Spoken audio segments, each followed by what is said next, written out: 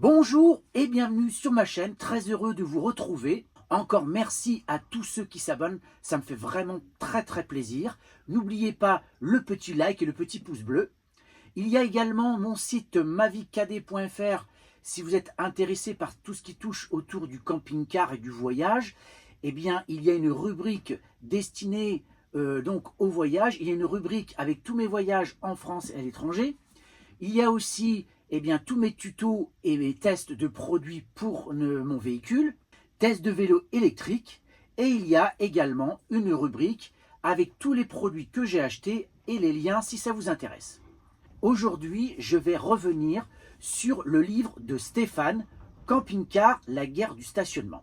Alors tout de suite, je tiens à vous dire que je n'ai pas de partenariat avec Stéphane, donc Stéphane de la chaîne Family Ross. En fait, on a un petit peu échangé parce que j'avais fait une petite vidéo sur le livre, notamment en critiquant Camping Car Magazine qui avait allumé littéralement son ouvrage, ce que je trouvais franchement inapproprié et surtout, pas du tout en lien avec ce que le livre raconte.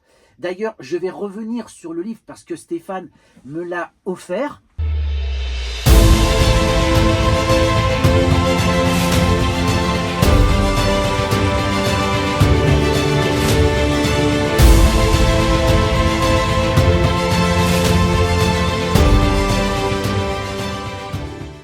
Il avait envie que je lise de l'ouvrage, donc il me l'a envoyé, et c'est vraiment très sympathique de sa part. Je l'en remercie d'ailleurs. Et je vais vous faire un petit peu le point donc, sur ce livre. Alors on peut le recevoir soit en ouvrage papier, ou soit en numérique, comme sur ma tablette ici. Donc ensuite, vous voyez, vous avez les pages qui viennent avec le sommaire, etc. Donc c'est bien fichu. Et donc, pour commencer, pour moi, ce livre est un petit peu une sorte de petite bible pour ce qui touche au stationnement des véhicules de loisirs. Parce qu'il y a vraiment tout.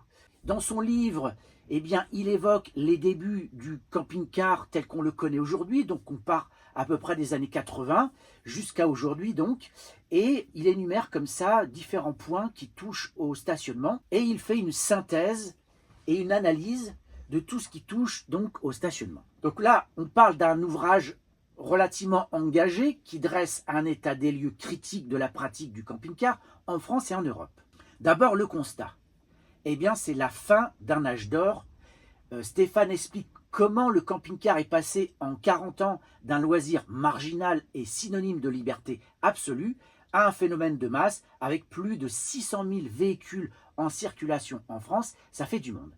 Cette démocratisation a entraîné une saturation des sites touristiques, poussant les autorités à durcir les règles. Il y a aussi les mécanismes de la guerre.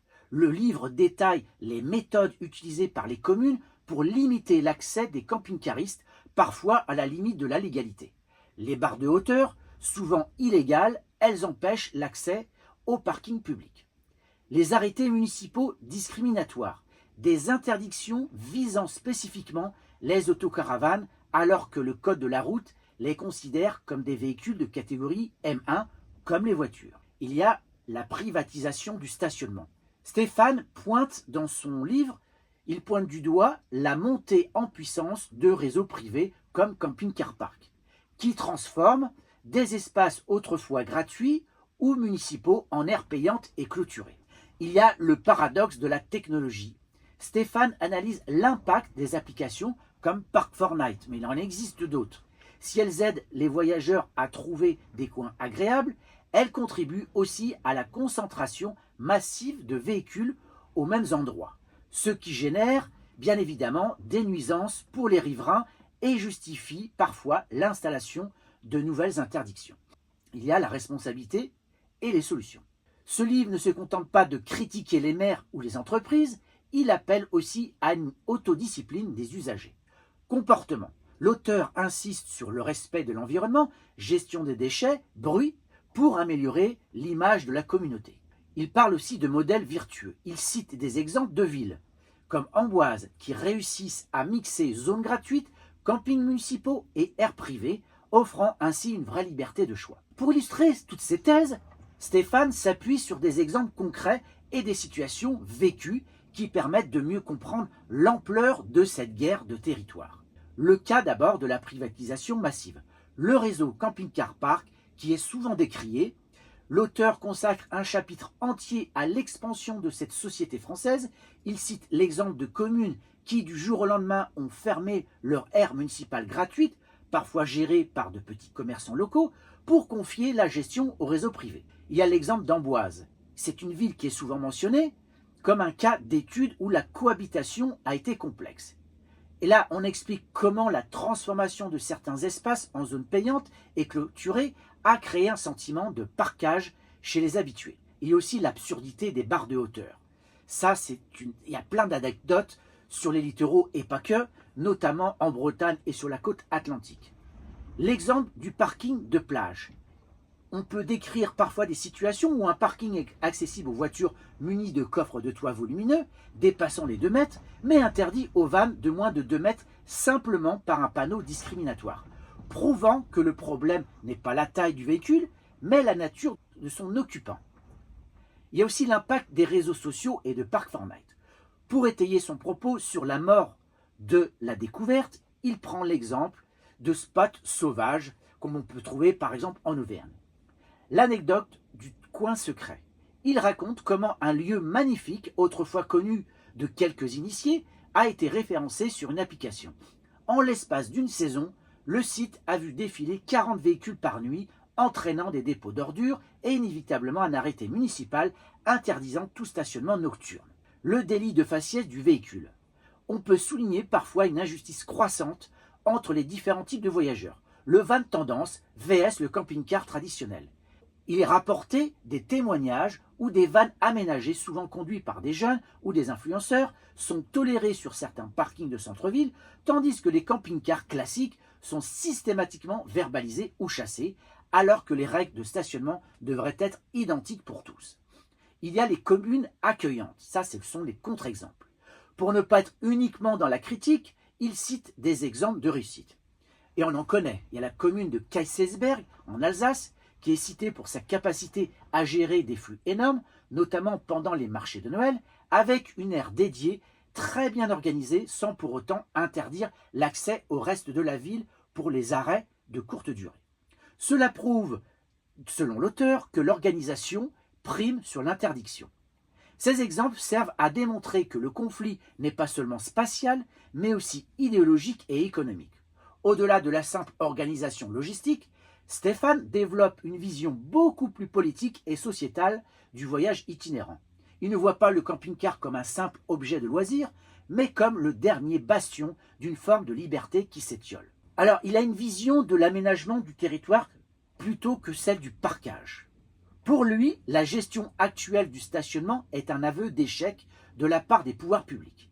Il propose de passer d'une logique d'exclusion, où on interdit l'accès à la ville, à une logique d'intégration.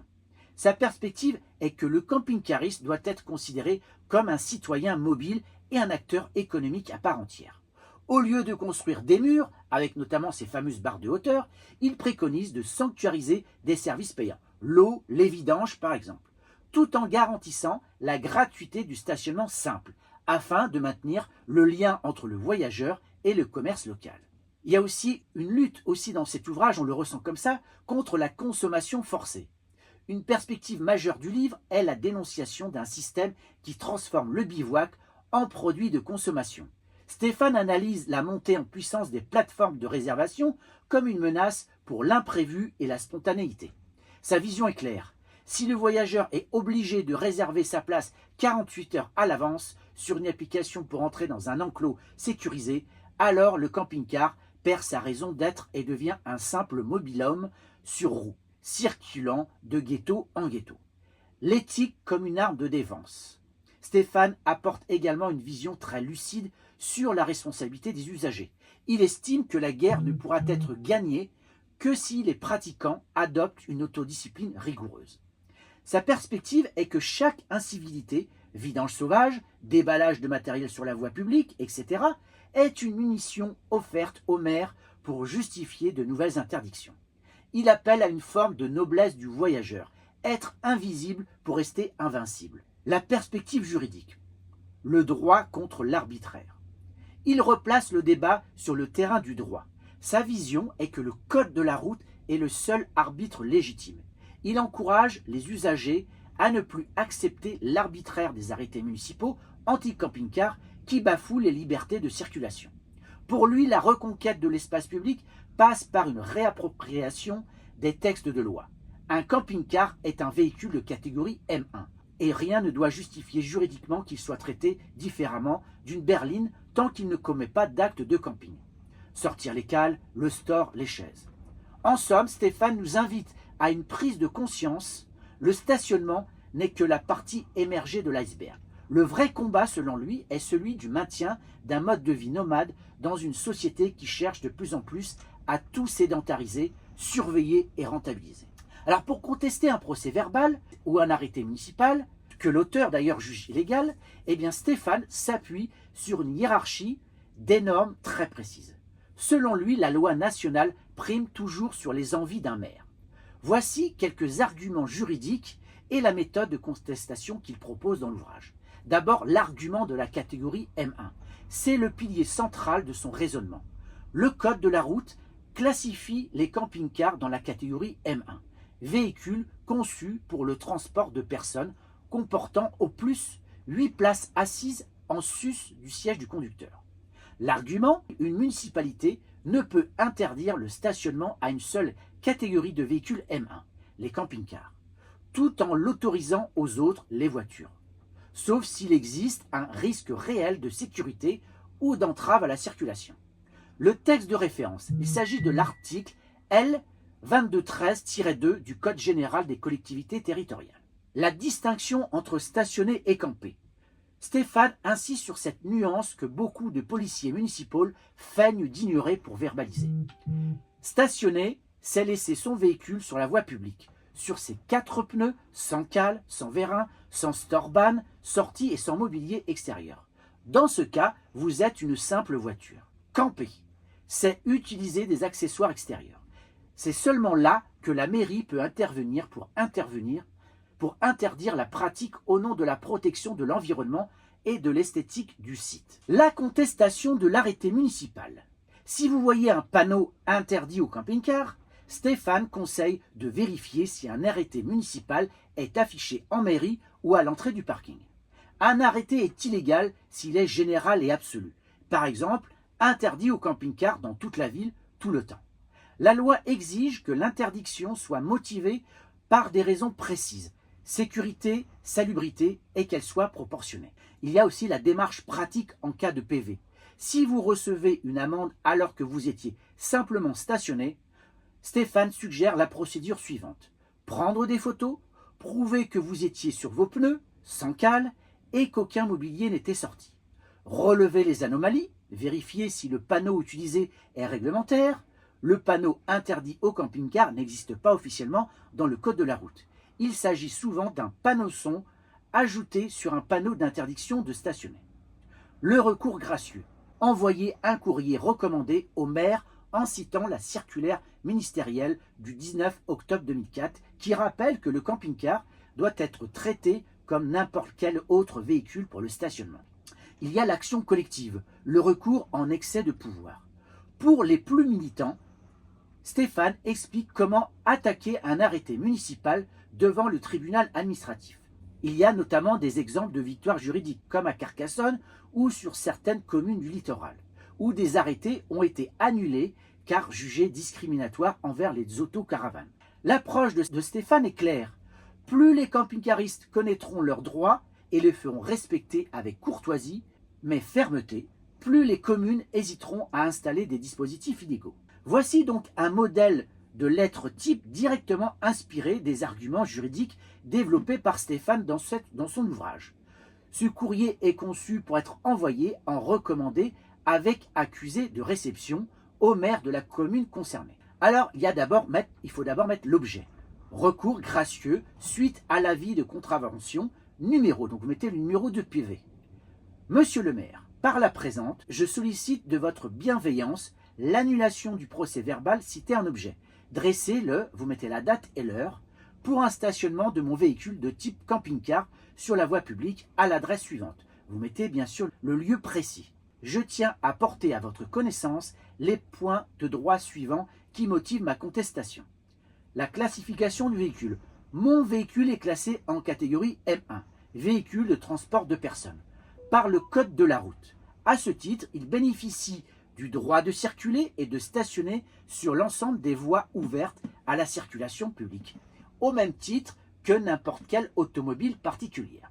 Stationnement vs camping. Lors de la contestation, mon véhicule était simplement en situation de stationnement. Il reposait exclusivement sur ses pneumatiques, sans cale ni vérin, et aucun accessoire de campement, store mobilier, n'était déployé. Or, la jurisprudence administrative, notamment le Conseil d'État, distingue strictement le stationnement sur la voie publique, qui est un droit de la pratique du camping qui peut faire l'objet de restrictions. Légalité de l'interdiction. Selon la circulaire ministérielle du 19 octobre 2004, une interdiction de stationner visant spécifiquement les camping-cars est considérée comme discriminatoire si elle n'est pas justifiée par des raisons impérieuses de sécurité, de salubrité ou de protection des sites et si elle présente un caractère général et absolu. Vous trouverez ci-joint des photographies prises au moment des faits attestant du respect des règles de stationnement et de l'absence d'entrave à la circulation. Et ensuite, vous continuez avec, dans l'attente d'une suite favorable à ma demande, je vous prie d'agréer, monsieur le maire, l'expression de mes salutations distinguées. Signature. Alors, il y a aussi des conseils pour réussir votre démarche. D'abord, la politesse qui est une arme. Stéphane souligne que l'agressivité dessert toujours le camping-cariste. Restez factuel et courtois. Joignez des preuves. Si vous en avez, joignez la photo du panneau d'interdiction. Stéphane explique souvent que si le panneau est un modèle artisanal, non conforme aux normes de signalisation routière, il n'a aucune valeur juridique. Le délai. N'attendez pas. Vous avez généralement 45 jours pour contester un forfait de post-stationnement ou une amende forfaitaire. Alors pour donner du poids à votre recours, Stéphane conseille d'insérer des références juridiques incontestables. En droit administratif, la répétition de ces arrêts montre à la municipalité que vous connaissez parfaitement vos droits et que vous êtes prêt à porter l'affaire devant le tribunal si nécessaire. Voici quelques références majeures citées dans l'ouvrage. Il y a l'arrêt du Conseil d'État. C'est la base historique. Cet arrêt stipule que le maire ne peut pas interdire le stationnement de manière générale et absolue sur l'ensemble du territoire de la commune. L'argument. L'interdiction doit être limitée dans l'espace, une rue précise, un parking dangereux, et dans le temps. Il y a l'arrêt du tribunal administratif de Nantes qui date de 2001. Cet arrêt est très souvent utilisé car il concerne précisément la discrimination des véhicules.